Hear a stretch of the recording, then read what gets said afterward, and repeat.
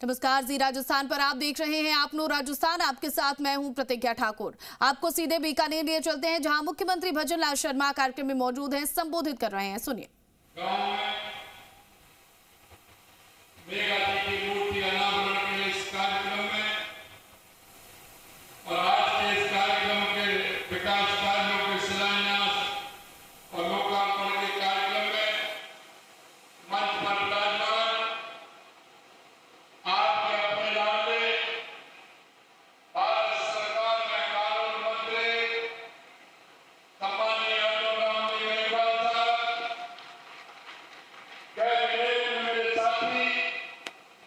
आपके अपने लाडले खाद्य एवं नागरिक आपूर्ति मंत्री श्री सुमित गोदारा जी, अध्यक्ष जीव जंतु कल्याण बोर्ड के श्री जसवंत सिंह जी,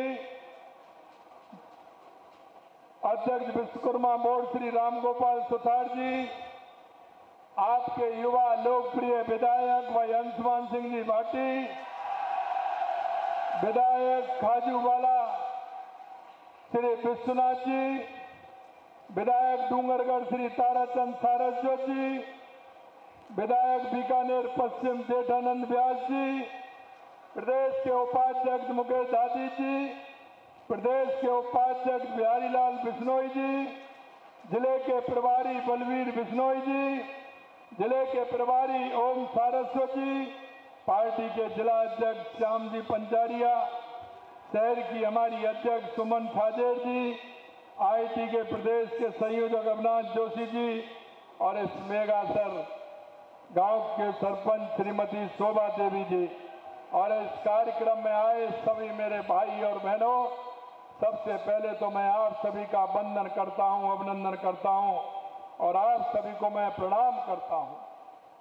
मेरे भाई और बहनों, मैंने देखा जहां का जैसा उत्साह और उमंग आज मेरे को देखने को मिला, मैं आप सभी का बहुत बहुत धन्यवाद देता हूं, आप सभी को बहुत बहुत शुभकामनाएं देता हूं। मित्रों, आज आप जैसा कि माननीय हमारे केंद्रीय मंत्री जी ने कहा, कल हम अपना 80वां स्वतंत्रता दिवस मना रहे हैं और यह 80वां स्वतंत्रता दिवस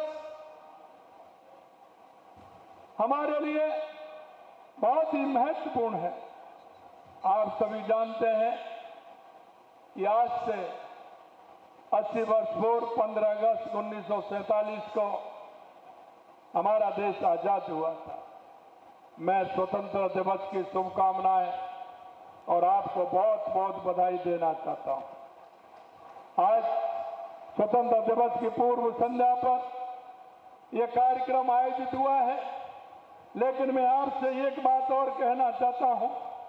मेरे मित्रों, स्वतंत्रता हमें मिली, लेकिन 14 अगस्त को यह बहुत बड़ी त्रासदी हुई थी और वो त्रासदी हुई थी कि हमारे लोग जो पाकिस्तान उस पार रहते थे सीमा के, उनकी क्या स्थिति हुई थी। आज उसे भी याद करने की आवश्यकता है। हमारे अपने लोग सारा कुछ छोड़ करके वो सीमा पार करते हुए हमारी तरफ आ गए। उनके जीवन में किस तरह की कठिनाइयां आई, किस तरह की परेशानियां आई, वो आप सभी जानते हैं। यह विभीषिका का दिन था, क्योंकि लोग इस पार इधर से उधर और उधर से आ रहे थे, परिवार बिछड़ रहा था, सब कुछ उनका बाद छूट गया। चाहे खेत हो, खलिहान हो, दुकान हो, मकान हो, सब कुछ उनका वहां रह गया। वो सिर्फ खुद अपने शरीर से यहाँ आए थे, लेकिन उन्होंने मेहनत करके उन्होंने इस राष्ट्र की प्रगति में योगदान दिया। ऐसे उन सभी भाइयों को भी मैं शुभकामनाएं और बधाई देता हूं। मित्रों, मुझे पता है बीकानेर की पहचान आपकी मीठी बोली, प्रसिद्ध भुजिया पापड़ और रसगुल्ले का मिठास आपकी जबान पर रहता है।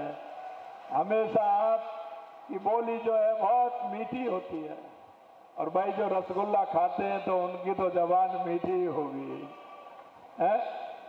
इसलिए मैं आपको ये भी कहूंगा यहाँ के गांव-गांव में बसने वाला हर नागरिक सीमा का प्रहरी भी है, जिसकी बहादुरी भी पूरे देश को गर्व करती है। बीकानेर अपने आध्यात्मिक सांस्कृतिक परंपरा को सजने वाला है। वर्ष भर धार्मिक आयोजन से सराबोर रहने वाले बीकानेर को छोटी काशी भी कहा जाता है। मथेरण और रम्मत कला यहाँ के प्रसिद्ध समृद्धि और लोक संस्कृति की अनमोल धरोहर है। बीकानेर अपनी समृद्धि और धरोहर परंपराओं के लिए सहेजते हुए आज आधुनिक के कदम भी आगे बढ़ा रहा है।